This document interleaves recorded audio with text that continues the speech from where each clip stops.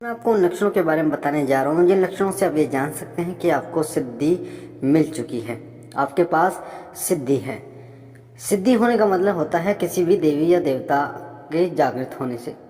यानी जब कोई देवी या देवता जागृत हो जाते हैं तो हम कहते हैं कि मुझे सिद्धि प्राप्त हो चुकी है, क्योंकि जब वो जागृत हो जाते हैं तो आपके किसी न किसी एक चक्र पर वो बैठ जाते हैं। अधिकतर आज्ञा चक्र पर देवता बैठते हैं, और आज्ञा चक्र यानी कि आपके मस्तिष्क के बीच में होता है, इसलिए आप उनसे डायरेक्ट जो है वो कनेक्ट रहते हैं, बात कर पाते हैं उन देवता से। और वो भी आपको बहुत सारी चीज़ें ऐसी बता पाते हैं जिन चीज़ों से आप ये जान सकते हैं कि कोई भी व्यक्ति, सामने वाले व्यक्ति को क्या परेशानी है, उसका निवारण क्या है। और साथ ही ये जो लक्षण हैं, ये लक्षण आपको बताते हैं कि आपकी पूजा पाठ किस स्तर पर पहुंच चुकी है। क्योंकि सिद्धि जब शुरू होती है प्राप्त होनी, तो धीरे धीरे वो सिद्ध होती है। यानी कोई देवता जो है वो धीरे धीरे जागृत होता है, एक साथ जागृत नहीं होता। 1% 2% जैसे आपकी पूजा बढ़ती है। अगर आपको 1 महीना पूजा में हुआ है तो आपको हो सकता है 20% आपकी सिद्धि बनी हो, और अगर आपको 1 साल 2 साल 6 साल 10 साल हो जाते हैं तो जो सिद्धि है वो पूर्ण रूप से प्राप्त हो जाती है। सिद्धि जब प्राप्त हो जाती है तो कई देवी शक्तियाँ भी आपकी तरफ आकर्षित होनी शुरू हो जाती हैं, क्योंकि सिद्धि का मतलब ही होता है किसी देवी या देवता की शक्ति का जागृत होना। जिस देवता की सिद्धि आपको प्राप्त होती है उससे जुड़े देवी देवता भी आपकी तरफ आकर्षित होने शुरू हो जाते हैं, और उनसे भी आप काम लेना शुरू कर देते हैं। क्योंकि देवता देवता की बात मानते हैं जिस प्रकार मनुष्य मनुष्य की बात मानते हैं। यानी कि जैसे चौराहे वाली देवी हो गई, गांव खेड़े हो गए, ये आपके कार्यों को करने में सक्षम हो जाते हैं। आपकी पूजा पाठ के सतह से आप पता कर सकते हैं कि आपको कौन सी सिद्धि और सिद्धि मिल चुकी है या फिर नहीं मिल चुकी। सही तरीके से की गई पूजा, पूर्ण रूप भक्ति भाव से की गई पूजा आपको सिद्धि प्राप्त करवाती है, और वो भी बहुत जल्दी सिद्धि प्राप्त कराती है। तो मैंने जैसे कि आपको बताया, सिद्धि का मतलब ही होता है देवता के जागृत होने से। यानी जब देवता जागृत आपके घर में, आपके शरीर में होने शुरू हो जाते हैं तो आपको ये संकेत मिलते हैं। तो कौन से वो 5 संकेत हैं आज मैं आपको बताने जा रहा हूँ। और उन संकेतों को बताने से पहले आपको बता दूं, अगर आप शिव कृपा परिवार पर पहली बार हैं और आप हमसे जुड़ना चाहते हैं, कोई प्रश्न पूछना चाहते हैं और जानकारी प्राप्त करना चाहते हैं, तो वीडियो के नीचे जो लाल कलर का बटन है सब्सक्राइब का, उसे आप दबा दीजिए ताकि आप चैनल को सब्सक्राइब कर लें। साथ ही आपके सीधे हाथ पे जो बेल आइकन है उसे भी दबा दीजिए, ऑल पर क्लिक कीजिए, ताकि हम पूजा पाठ, भक्ति, साधना, मंत्र आदि से जो जानकारी डालें वो सबसे पहले आपको मिले, साथ ही आपको सबसे पहले नोटिफिकेशन मिल पाए।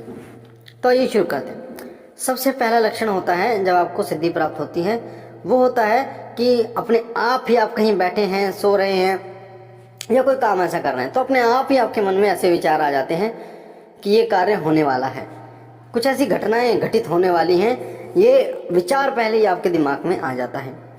आप कई बार हैरान रह जाते हैं कि मेरे साथ हो क्या रहा है, पर जो चीज़ आपको दिखाई देती हैं, आंखें खुली होकर भी, आंखें बंद होकर भी, वो चीज़ें सत्य होती हैं। तो ऐसी कई ऐसी घटनाएं होती हैं जिनका ज्ञान आपको पहले से ही होने लगता है।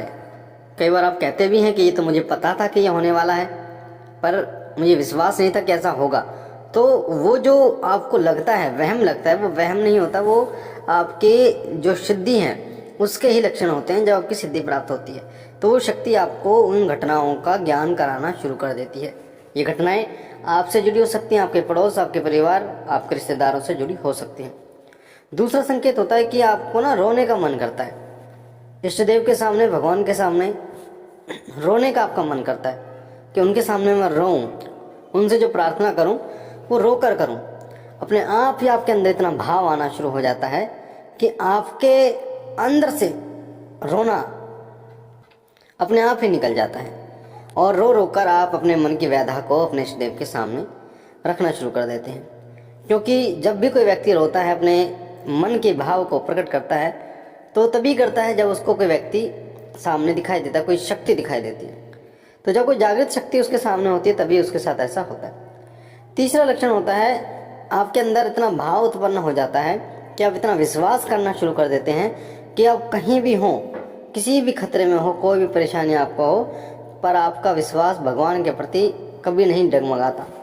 आप अड़िंग रहते हैं, भगवान के प्रति आप अड़िंग रहते हैं। और अगर कोई व्यक्ति भी बोलता है कि तो इतनी पूजा पाठ करता है फिर भी तेरे साथ ऐसा हो रहा है, तब भी आप यही बोलते हैं कि भगवान की इच्छा है, मेरे कर्म हैं, तो इतना जो अडिंग विश्वास होता है वही आपको भगवान को जागृत करने में मदद करता है और यही बताता है कि आपको सिद्धि प्राप्त हो चुकी है। साथ ही तीसरा जो चौथा लक्षण होता है वो होता है कि आपके रोंगटे पूजा करते समय खड़े होने शुरू हो जाते हैं, आपको झमाइयाँ आनी शुरू हो जाती है।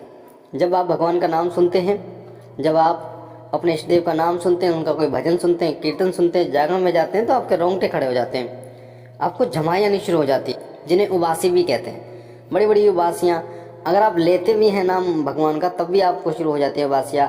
जैसे हनुमान चालीसा कोई पाठ आप करते हैं, भजन गाते हैं, तब भी आपको रोंगटे खड़े हो जाते हैं और जो उबासियाँ हैं, जमाइयाँ, वो बहुत तेज़ी से बड़ी बड़ी आने शुरू हो जाती हैं। और जो पांचवा लक्षण है वो है सबसे लास्ट में, वो है खुशबू आना। आपको अपने घर में, खास तौर पर मंदिर, जहाँ आपका मंदिर है वहाँ एक अजीब सी खुशबू आपको महसूस होती है। और ये जो खुशबू होती है ये बहुत अलग होती है। परफ्यूम की जो खुशबू होती है उससे कई गुना ये खुशबू अलग होती है।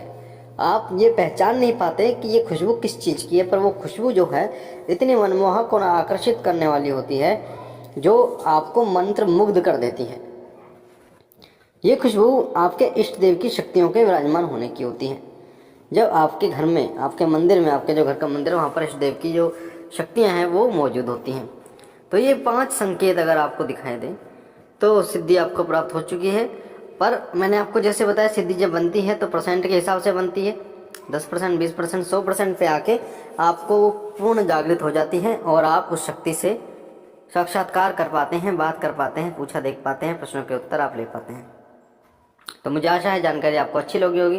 बाबा भोलेनाथ से मैं विनती करता हूँ कि बाबा भोलेनाथ आप पर कृपा करें, आप और आपका परिवार सदा सुखी रहे, स्वस्थ रहे। हम मिलते के लिए ओम नमः शिवाय, ओम नमः शिवाय, ओम नमः शिवाय।